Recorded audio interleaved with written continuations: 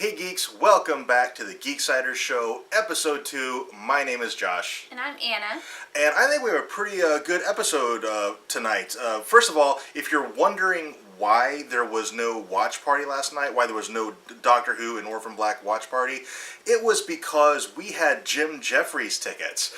And oh my gosh, it was a ton of fun, first of all. Yeah. It was a great show, and we met up with a couple of our friends, James and Kristen, and they're just awesome people and super fun to hang out with. But the show, the Jim Jeffries show, was really great. I think my favorite part, and I don't know if this was something he ad-libbed, or if it was just like a happy accident. He's like, I've always wanted to do this, and then the opportunity presented itself, and he did.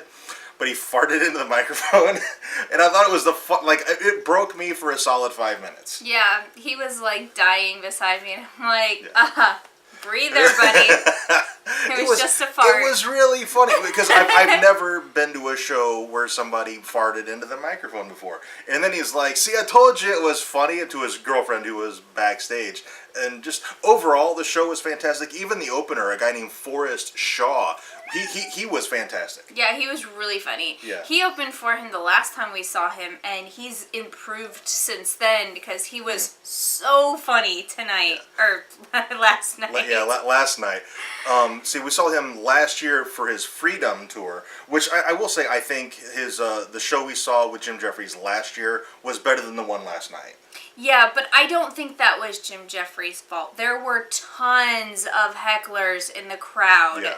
And it just got to the point where he just stopped his show and just addressed them and just started doing audience participation stuff because they just wouldn't shut up anyway. Yeah, and it almost got out of hand one time with those two guys. Yeah. Who there was like empty seats up near the front, and these two guys were like stepping over people to get to these empty seats up front, and Jim called them out and spent, I don't know, probably 5 or 10 minutes just addressing them.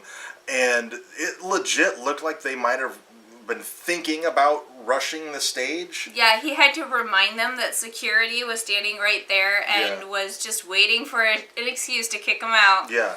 And, if you have the internet, and if you're watching us, you do, and you're a Jim Jeffries fan at all, you've seen, the video of him getting punched in the face at a show, which he talked about, during his set last night, and it looked like there could have been a repeat. Yeah. Those two guys, I don't know if they ever did get kicked out. I don't think they did. I don't think they did. I think they finally calmed down. Yeah. But it was still a really good show. It's just there was a lot of distractions because people were just yelling stuff out. Yeah. And that's just rude. It is. And I think overall, just the mentality of people who go out to like a comedy show or the movies or whatever, it's like the discipline in that kind of, it's just gone. Yeah. Like people are on their phones in the movie theater and yelling shit out at a comedy show.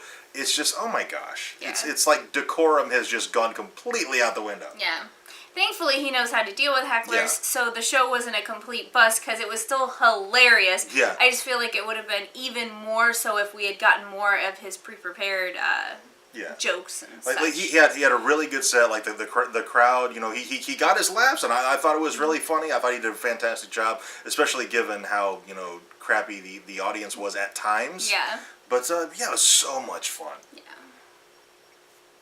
All right, I think our first thing that we do for our Geeksiders show is an unboxing, and this time we're unboxing the Wizarding World crate from Loot Crate, and I think this is one of the ones that I've canceled, so this will be our last Wizarding World crate for a while. Because we got that a while ago, and we haven't gotten this has been sitting like on our freezer waiting to be unboxed for a month. Yeah, we've got like 6 of them over there. It's really bad. Yeah. So not 6 Harry Potter. But 6 boxes waiting to be unboxed of various stuffs. Yeah. So it's been a while. We did an unboxing last week for our show, and that's going to be like a standard thing. So our boxes will pile up, and we'll unbox them, one at a time, week by week, as a segment on this show. So let's see what we got, and this will be our last Wizarding World crate for a few months, because I canceled a bunch of them because we were spending way too much damn money on various subscription boxes. Ooh, cool! I'll let you get the first item because it looks cool.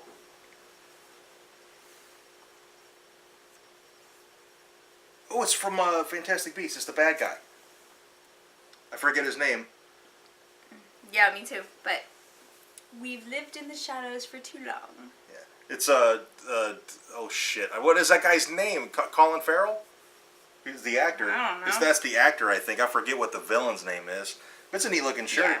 Yeah, it's really sweet looking. I like the black with the blue smoke and the black and white picture. Let's see, we got a stationary wax stamp set. I love wax stamps. Oh my god. That's when cool. I went to Europe in high school, that was one of the things I searched for was a wax stamp, and I got my first name because I knew, I was like, well, eventually I might get married and blah blah blah, so I got an A, and I freaking love it. I like for a while I sent out all of my, like, any snail mail I had, that stamp was part of it. That is so something you would do. I know, right?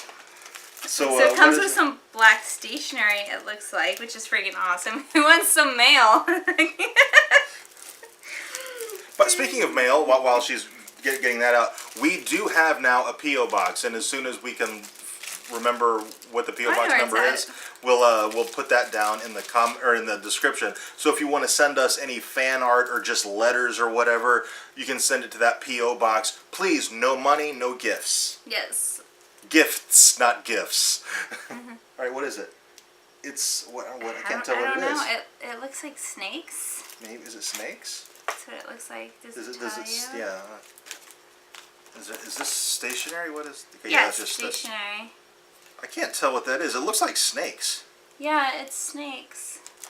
I don't know what this symbolism of it, what it's for, but it's like a bunch of snakes. Since the shirt was from Fantastic Beasts, I bet it has something to do with Fantastic Beasts. Yeah, probably. And then there's a wax thing, so you light the lighter and you melt the wax onto the envelope, and then you push the stamp down into it, and you wait a couple seconds so the wax can kind of set, and then you pull the stamp up and it's sealed, and it's old-fashioned and cool.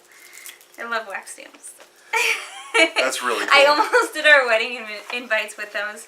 That would have been cool. We should have done that. Okay, see, we got a collectible plate. The plates. Oh my! I just looked at the picture. Okay, this is the whole set, and this is okay. We've got the collectible plates, and they're all got cats on them. So it's like Dolores Umbridge's cat plates in her office. Oh my god. So this isn't all Fantastic Beasts stuff. So there's a lot of different plates. It's awesome. I love it. So we've got the little one with a little kitty cat on it. And then there's like the next size up. Oh, that's adorable. Look at that one. Aww.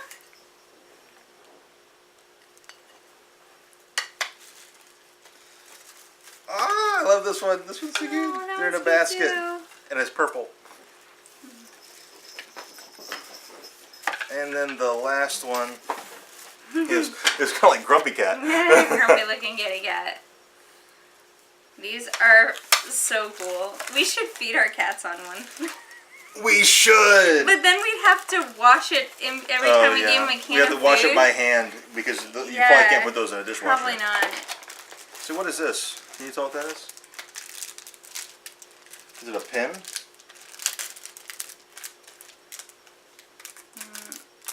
It does look like it's a pin, but it looks like it's boxed, like it's enclosed. So this is not the pin. Okay.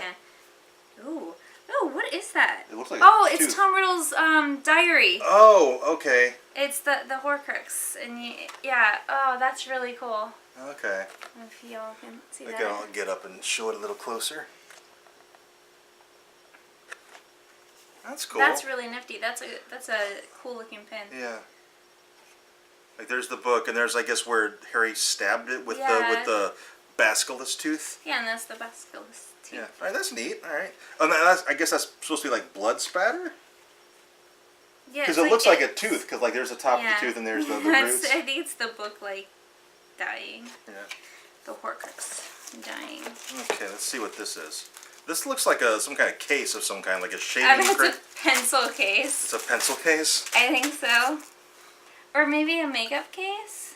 Like a makeup bag? Probably for anything. I mean, it's just like a bag. Yeah, it doesn't really specify, so it's just a bag. I bet it's supposed to be a pencil Pencil case. bag, yeah. It's an Azkaban prison pencil bag. Yeah. It has like But I'm like, dude, you could totally put makeup brushes in this. Like, it's like perfect size for that. And let's see, what is this? Oh, this is just the list of what was in the box. They changed the list. It used to come in a scroll. Yeah. All right. That's a pretty cool box. What's your favorite item? I know what it is. Come on now, really? The wax set? Yeah. Yeah, the wax set is definitely my favorite item.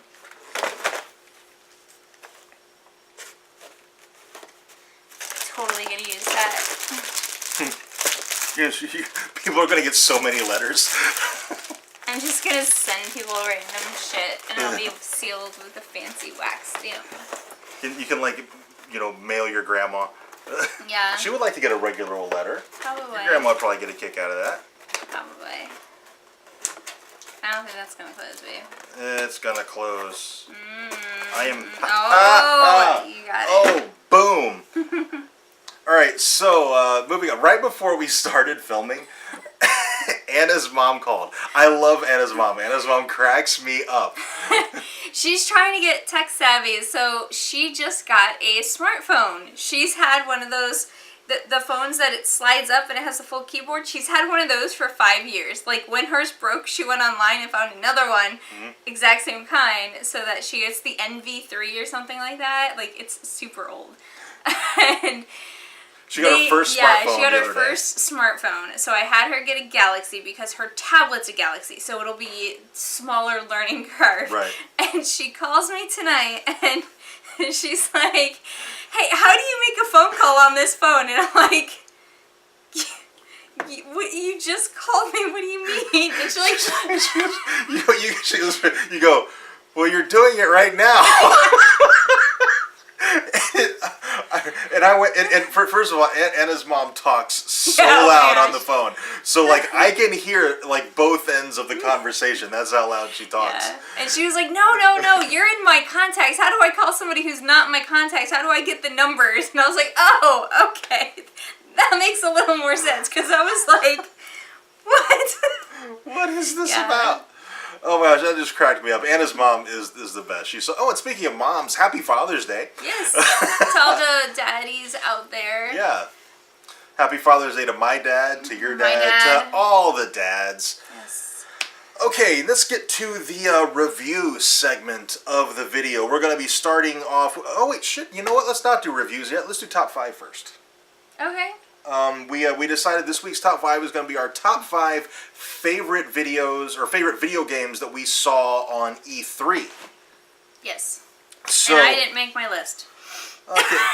Well, it's not going to be too dissimilar from my list, I don't think. No, it's not. It's not too bad. I think I can figure it out. The order might be different, but I think it's going to be basically the same stuff. No. No? No. Well, then never mind. No, because okay, so I did my list of it's things we're excited about. Well, I can't play a lot of video games. For those of you who aren't aware, I have really, really bad motion sickness that happened when I turned 30, which is freaking awesome. Never had it before then, but started when I turned 30. So I can't play anything first person at all. And there's even some where if you're jumping around and you have to move the camera with, I can't play those. Yeah, I remember when I was playing Uncharted 4, you couldn't watch me play even sometimes. Yeah, like there were times I had to look away because it got too much. So my list is a little different because there's certain things that I can't play. And I suck at games where stuff happens and you have to react quickly. I'm a button masher, so like stuff happens and I'm like, ah! And I just start mashing all the buttons. And if I can't win that way, then I get frustrated and I start yelling at the TV. So if you're interested in watching any of that, Anna is now streaming on Twitch. I am. What is your Twitch? Anastasia Cosplay, ANNASTASIACOSPLAY. We'll link it down below. Yeah, we'll link her Twitch and my Twitch and all of our social medias. We've been real bad about linking that stuff. But I am currently playing Horizon Zero Dawn, occasionally in cosplay, because why not? So we'll try to do better about linking all of our various social medias and whatnots down in the description. We've been, this is our second year on YouTube, and we've been real bad about that so far. We'll get better at that, though. All right, so our top 5 favorite video games that we saw during E3. Things we're most excited for game releases. My number 5 was Assassin's Creed Origins. I'm pretty new to Assassin's Creed. My first one was Black Flag. I tried to play Unity, didn't really care for it all that much, although I'm going to get back to it and see if at a second look at it, maybe I'll be more into it. But Origins looks freaking awesome. Just visually, it looks beautiful. The gameplay looks pretty cool. I like that you get the Falcon or the Eagle now, whatever. You can have like the top-down view to track targets and stuff. I think that looks really cool. It does seem like they might have revamped the combat a little bit, although it looks basically the same, which I like. I like the Assassin's Creed the way they do combat. I think it's very conducive to the way I play. So I think it looks really, really cool, and it's in ancient Egypt, which is awesome. Yes. And that's also my number 5. So like we are the same there. From here on out, we're not, but that is also my number 5. Assassin's Creed. I'm hoping I can play this because some of the Assassin's Creed I'm not really able to, and we just bought the entire the Ezio collection. Yeah. Ezio collection for us to play kind of in prep for this. So. Yeah, which I haven't played any of the Ezio games. I've never played. Black Flag and Unity are the only I played a little bit of the first Assassin's Creed, and then I got real mad and I gave up. But that doesn't really count because I played for about 2 hours and I was like, F this game. I played the one where he's in Italy for a little bit, but not very much. So like I'm still a noob for Assassin's Creed, but I'm really excited for Origins. My number 4 is the Horizon Zero Dawn expansion, the Frozen Wilds. I think that looks amazing. The only reason this isn't higher on my list, the only reason it's not number 1, is because I'm not sure if it's a continuation of the story or if it takes place like before the final boss of the story. I don't know where in the timeline it falls. If it's like an actual continuation of the story, like it takes place after you've beat the game, because it ends on there's kind of like an after credits scene where it's like, oh man. If it's after that and it contains some of that, the aftermath of that, this would be my number 1. The fact that I don't know, that's why it's only number 4. Does that? Whew. My number 4 is the Zelda expansion. Now, I haven't played the Breath of the Wild. Yeah. I haven't played that because we don't have a Switch, but we're thinking about getting one. So that makes me doubly excited as not only do I get to play Breath of the Wild, but then there's also this expansion set as well that I get to play. So that's my number 4. We are thinking about getting a Switch. If we get one, we'll probably get one like for ourselves for Christmas. Yeah, that'll be our gift to each other. Yeah, we'll split it. Oh my gosh. We haven't been together for several years, have we? No. Okay, my number 3 is Detroit Become Human. I think this game looks awesome. The story looks fantastic. Visually, the graphics look really great. I haven't seen a ton of the gameplay, but I know enough about the story. And I don't want to spoil anything for anybody who wants to check it out. It just looks really, really interesting. And just the dealing with the, where does life begin when you're talking about AI and stuff. That is something that I find fascinating and I love. And I'm really excited for Detroit Become Human. So I lied. We do have another overlap, and it's number 3 is also Detroit Become Human. Okay, my number 2 is Far Cry 5, and I know this probably isn't on your list at all because it's first person.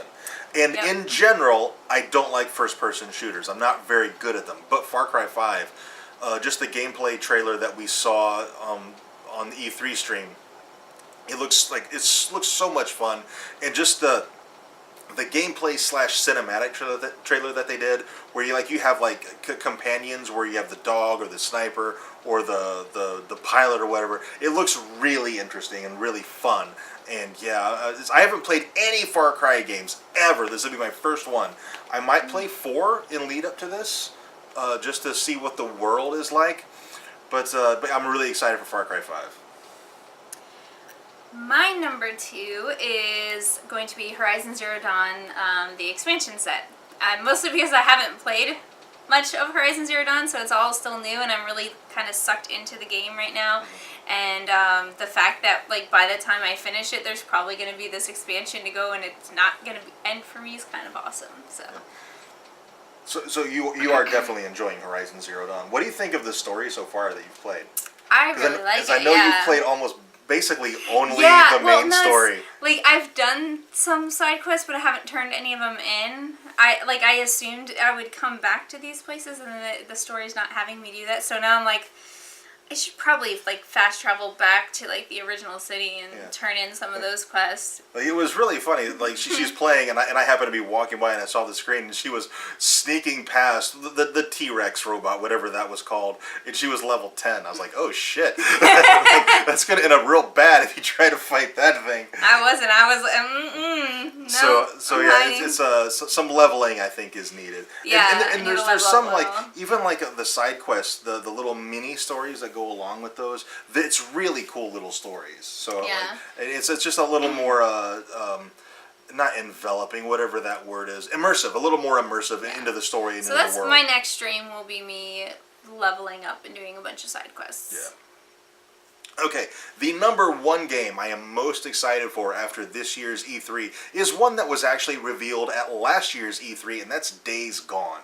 That game looks freaking amazing. It's a zombie game, first of all, which I love, and the zombies, the way it looks, it's like the zombies from World War Z almost, where they just kind of fall all over each other and they climb on top of each other, and it just looks like utter madness and amazing. And the main character who's played by Sam Witwer. That is gonna. I'm predicting now that costume, that character's costume, is gonna be like the next Daryl Dixon.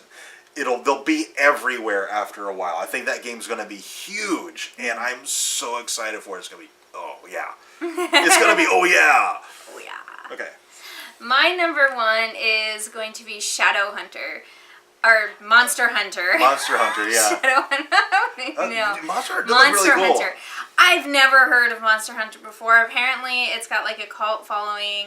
It's really big in the West, and it's mostly handheld. So this is their second time trying to break out in the big console. But it looks freaking awesome. Like, I don't know. It just looked so good. And I liked the monsters, and like there's like you sneak around, and it looks like there's going to be some puzzles, and it just looks like something that I'd be able to play. Yeah. Whereas like Days Gone looks freaking awesome, but I am not going to be able to play that. I'm like, and I'll just be attacked and eaten by zombies every single time. So honorable mentions for me: Mario plus Rabbids. I think looks really, really fun and just cute. There's another Mario game. Yeah, the new Mario game looks really cool. Mario Odyssey is what it's called. That looks really Odyssey. cool. Nintendo's got enough stuff coming out that I'm like, it might be time to get a Switch. Yeah, they really do. So maybe for Christmas. I just want to say how freaking beautiful Sony's conference was. Like, holy crap, with like the waterfall opening and the fire and... They like just the overall presentation. Yeah, the overall presentation was just gorgeous. I'm like that. It was the prettiest one out of all of them that I've seen. I didn't watch all of them, but out of the ones I saw, it was just like I didn't watch Bethesda's because I knew they weren't going to really talk about a whole lot that I was super duper interested in. New like Fallout 4 VR. We don't have a PlayStation VR, and we don't do VR. And I think I would probably get motion sick doing VR, or at least trip over something and bust my face and break the gear. So like I wasn't that interested in that kind of stuff. But yeah, like I heard that Bethesda's conference wasn't that great. I can't speak from experience though. I didn't get to watch it. I watched the Xbox one and it was kind of boring for the most part. There was a lot of talking. And I'm kind of, I don't really care about the talking so much. I'm like, just show me the game. I just want to see the game trailers and the gameplay. And I'm okay with like when they have the orchestra or have somebody perform a piece from the song. Like I'm cool with that too. That's awesome. But that just chatting about the game, I was like, nah, I was show us the game. Just show it to me. Yeah. Like there was, I think it was the Xbox conference where they were like, oh, now we're going to see some gameplay, and they like filmed over the guy's shoulder. He was playing Assassin's Creed Origins, I think. And gosh, that might have been the Assassin. I don't know what it was from. But they were filming over a guy's shoulder to the screen of him playing the game. And I'm like, wow, that's the worst possible way to show gameplay. Whose genius idea was that? It looks terrible. Somebody failed on the capture technology. I think it was the Xbox presentation, and they were talking about Assassin's Creed. I think that's what it was. So maybe it wasn't the official. It wasn't the official Assassin's Creed reveal. Gameplay. Yeah. I could be completely wrong, but whatever that was, it was bad. All right, now I think we're going to go ahead and move on to the reviews section of this week's episode. So first up, we have Dark Matter Season 3. This would be Episode 3, titled Welcome to the Revolution. I really like this episode. It reminded me a lot of the series premiere. When they had to help that mining colony. I think it was a Ferris core mining colony. And in the series premiere, 1 was like all about, we got to help these people. In this episode, it was 6. So I thought that was really interesting. And I don't know, maybe Joe Malozzi did this on purpose. Maybe I'm reading a little bit too much into it. Joe does watch our videos, and he joined us for our watch party as well. Yes, second week in a row, he's joined us for our watch party. Awesome. So if you're not joining us, that's what you're missing out. The creator of Dark Matter has been joining us for our watch parties. Yeah. So you should probably join us next week. I don't know if he did this on purpose or if I'm just looking too much into it. In this episode, 6 was all about helping these people. Who was a Traugut, I think is the name of that company. And he didn't die, but he left the crew. But I don't think this is the last that we'll see of 6. Yeah, me either. And that's what I said in our watch along is I like this type of leaving because he's not gone for good.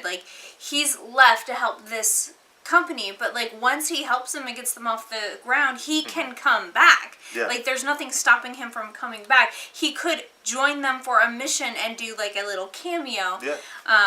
There's potential for him to come back and still be on the show, which I really like. Yeah. And I mean, just totally lost my train of thought. And right? I mean, I have no idea.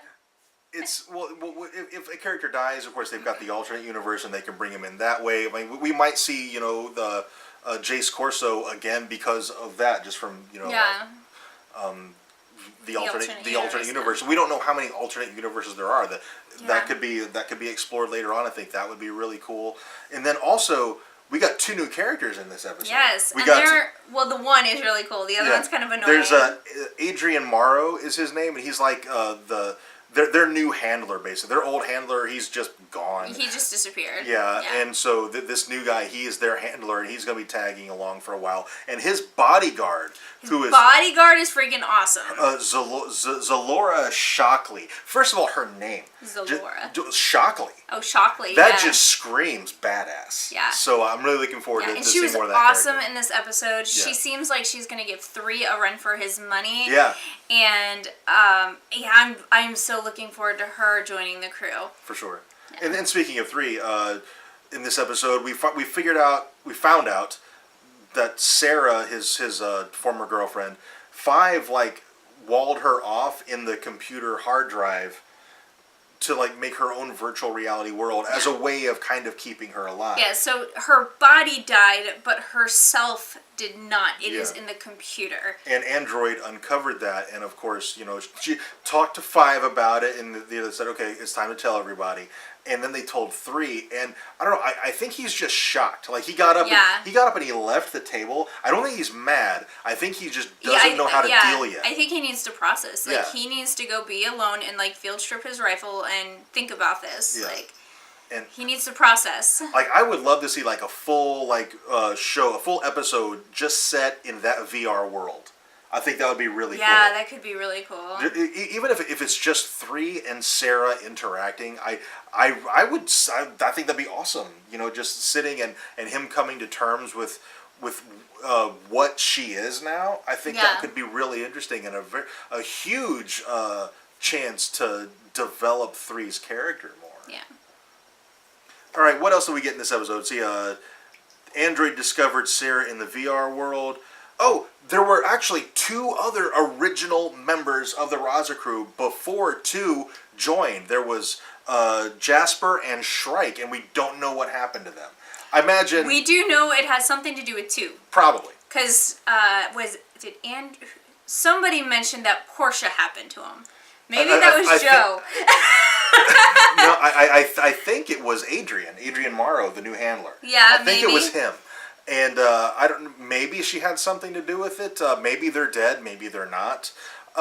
That's just not something that Joe doesn't just throw something like that out there and then never address it again. Yeah, it'll come back it'll around. come back. We will find out. It is something we will find out. I'm thinking probably sooner rather than later, because one of the other things that Joe does is, whenever a big question like that gets thrown out there, it gets resolved pretty quickly. Like, stories aren't just left hanging. Yeah. Now, there'll be more to the story.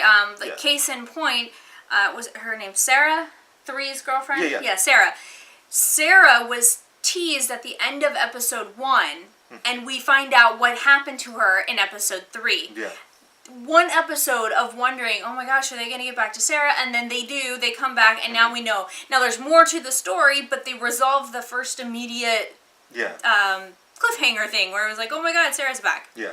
So just the story, there's nothing really ever left in limbo with this, which I think is probably one of the things definitely that I like the most about Dark Matter. Yeah. All right, I think that's it for Dark Matter. Do you have anything else for Dark Matter? No, I don't. Okay. So moving on to Wynonna Earp, Season 2, Episode 2, titled Shed Your Skin. This episode was so much better than the premiere. Yeah, it was. Oh my gosh. It really was.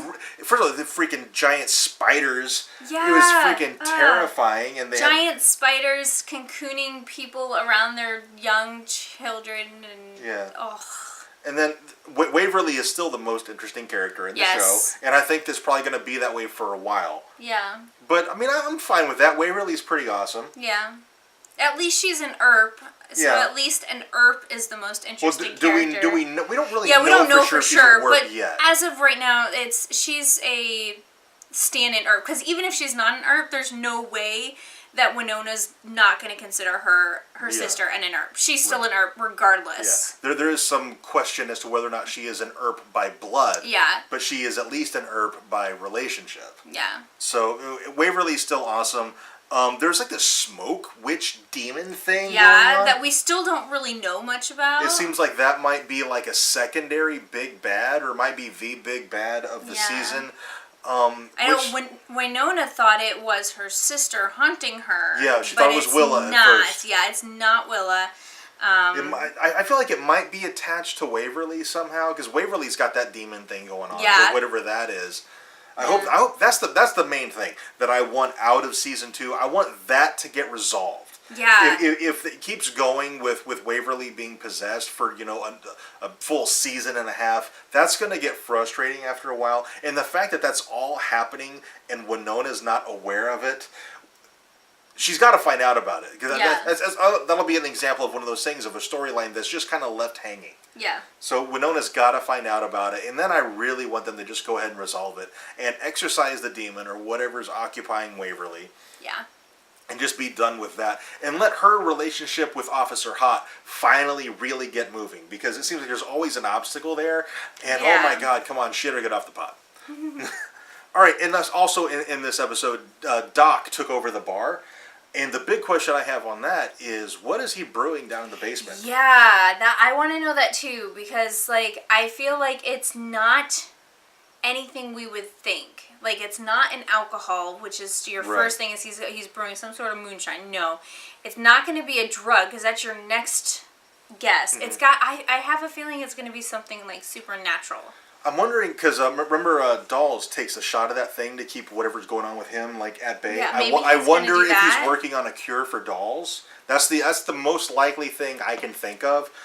But, I mean, it could literally be anything. Yeah. It might actually end up being moonshine. It might, yeah. But if it's moonshine, I still feel like it's going to be, mystical, super magical moonshine. It's going to have some sort of demonic stuff. Yeah. And the lady that he has helping him do that, I want to know more about her. If it is a supernatural thing, how is she associated with it? How does she know how to brew a supernatural potion for this? Yeah. So there's a lot of interesting stuff going on with Wynonna Earp season 2. The premiere I think fell flat. This episode kind of rebounded. Yes. And now I'm way more excited for the rest of the season. We're invested again. Yeah, exactly. That's exactly what it is. We're invested again. Yeah.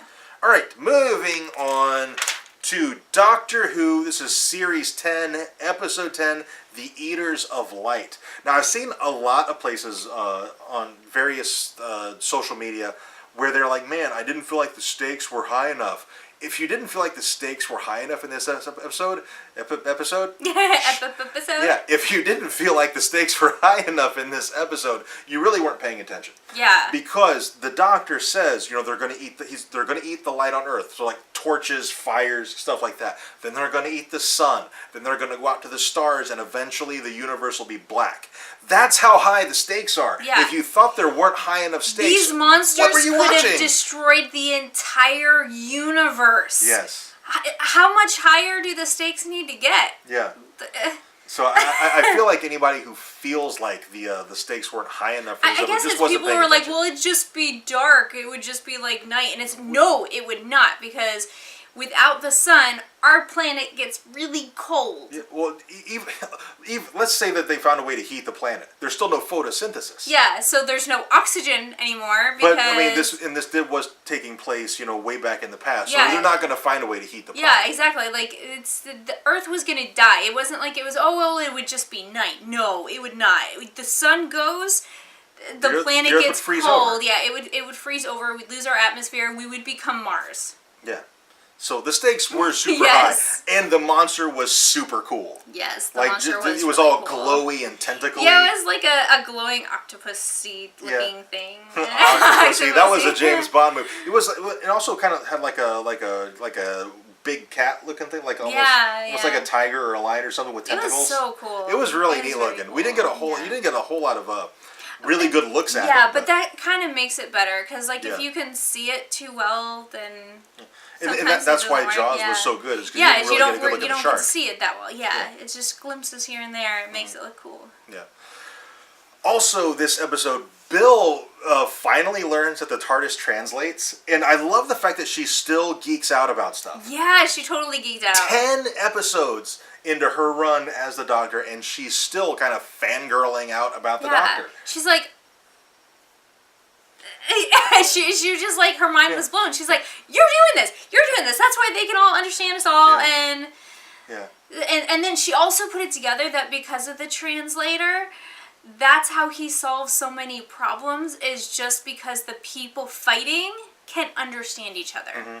Because as soon as you can understand each other, you can usually work things out. Because the Romans speak Latin, the Scots speak Gaelic or whatever, but then the TARDIS is translating so they can understand each other. Yeah. It makes a huge difference, and oh my gosh, it's something I never considered before, and that's a huge revelation.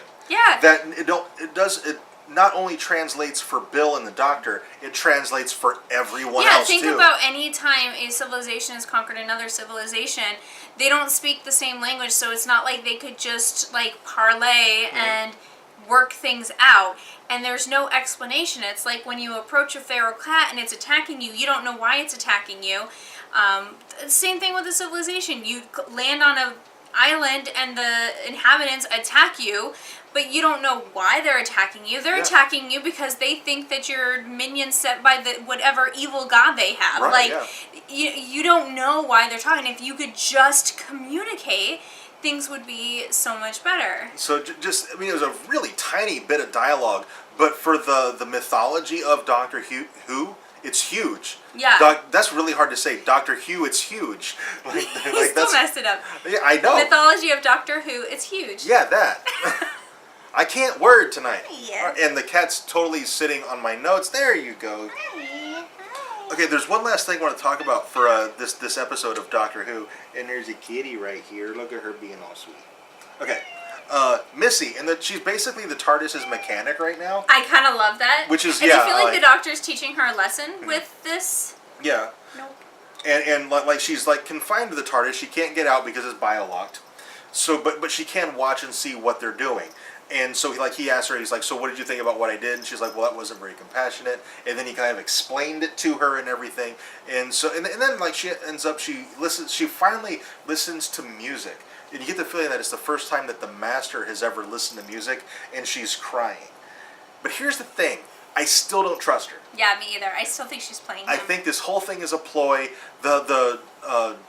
Master from David Tennant's time as a Doctor is supposed to show up at some point. There's not that many. I think there's 2 episodes left in this season. He's got to show up sooner or later.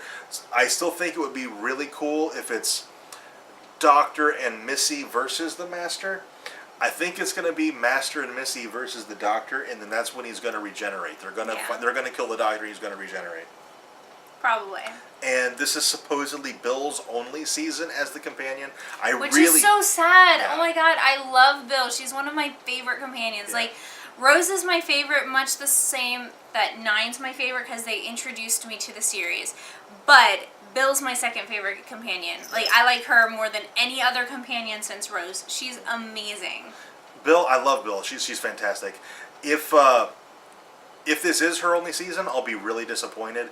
I feel like they might actually kill her off, which I don't think they've done with a companion. Not in New Who. In New Who. I don't think they've done it at all, have they? I don't think so.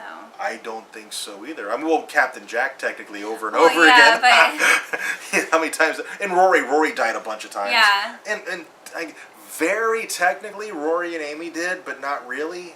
Yeah, like, they didn't really, but because, like, they still lived out their whole life. They were just transported in time, and he couldn't go back there. To me, that doesn't count as a death. Yeah, no, me either, because they still died of old age, so Yeah. it just ended their companionship. Yeah, so to me, almost said Arthur and Karen. To me, Amy and Rory did not die. And that's a discussion that we can have in the comments if you do consider those companion deaths. I just would happen to disagree with that. All right, overall, Series 10 of Doctor Who is fantastic. Oh I think God, it's yes. one of the best series of Doctor Who ever. Yes, I agree. All right, last review for this week. Orphan Black Season 5, the final season of Orphan Black, Episode 2, titled Clutch of Greed. And this episode, well, the premiere was fantastic. I feel like this was the perfect follow-up to the premiere. I will say I'm getting really frustrated with Kira. Just not listening. We talked about this a little bit. Yeah, we did talk about this a little bit. It's like I'm kind of equally frustrated with Kira and with Sarah, because Sarah, prior to the show starting, has been kind of like an absentee mother. She hasn't really been there, so I feel like she doesn't really know how to parent her child. And she still treats Kira as if she is a toddler who needs to do what mom says regardless. And I don't know how old Kira's supposed to be in the show, because she looks like she's 12, but she could be supposed to be 9.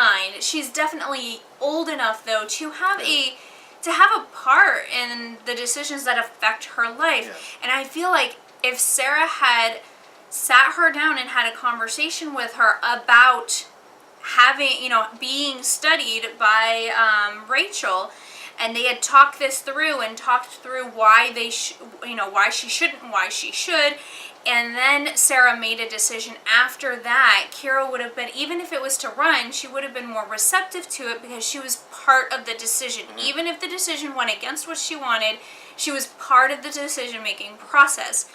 And the fact that she didn't even discuss it with her, she just sprung it on her. Kira was like, no, I'm sorry, you keep doing this to me. You keep making decisions for me. You're not including me.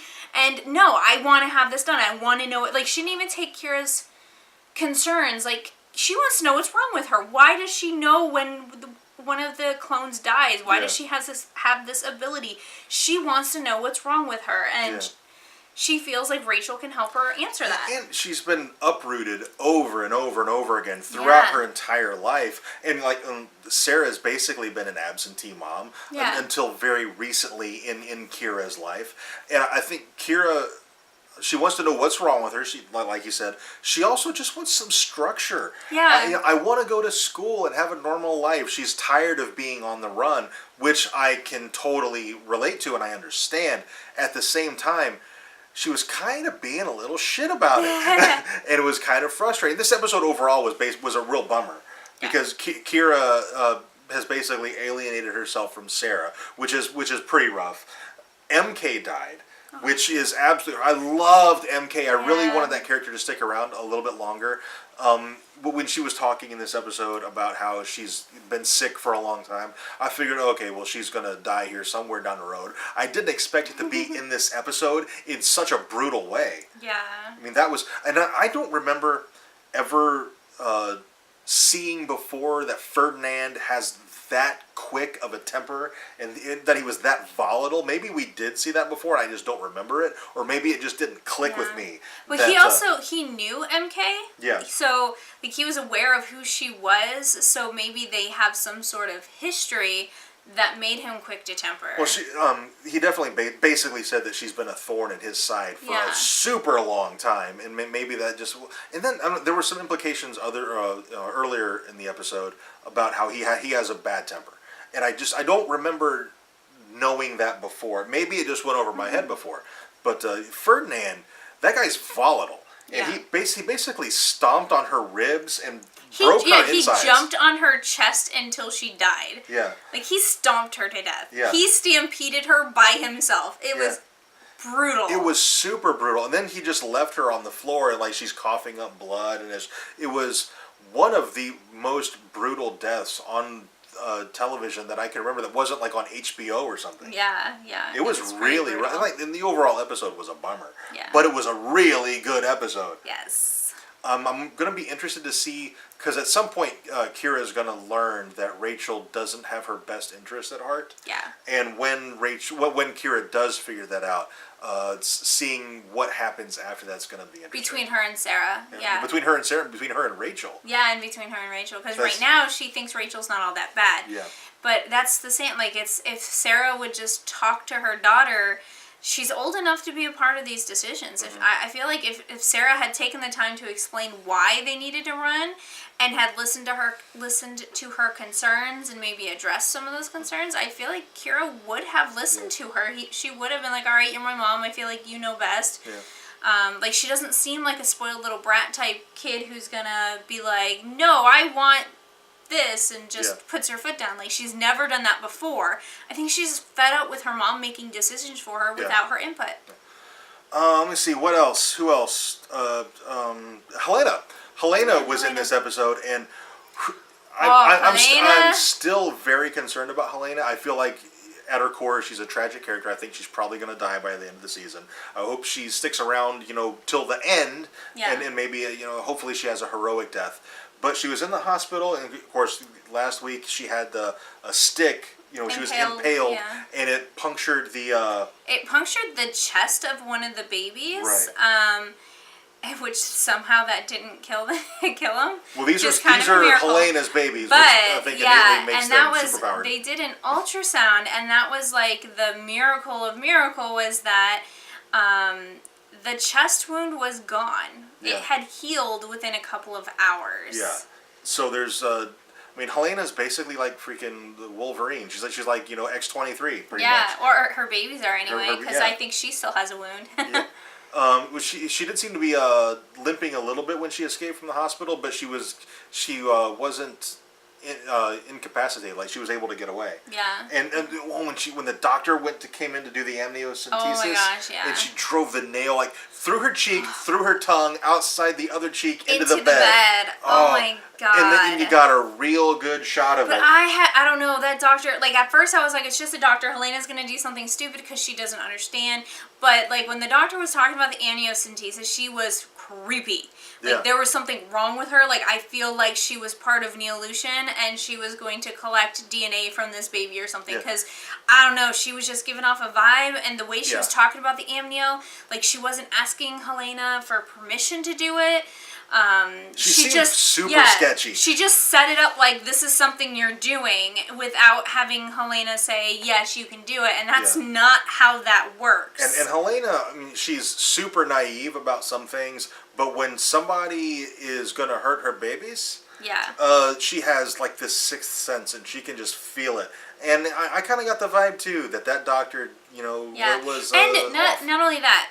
Her excuse for the amnio was because risk of infection, so they wanted to take some of it out to check for infection.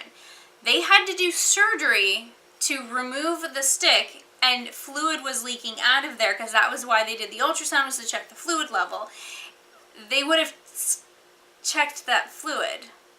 So, and it only been a couple of hours. The fluid wouldn't have been any different from the fluid during the surgery, so there was no need to do an amnio right away. maybe the next day because you got to give an infection time. Yeah. But like it had only been a couple of hours since her surgery. Any fluid they needed, they could have gotten during the surgery. So it just seemed really fishy to me. And I also feel like because they were good, they decided to do the amnio after they saw that there was no puncture wound in the baby. I have a feeling that they're like, okay, we need to do an amnio and see how this baby healed. That I think that was the catalyst. And they were doing using the infection amnio as an excuse, but like they weren't giving her.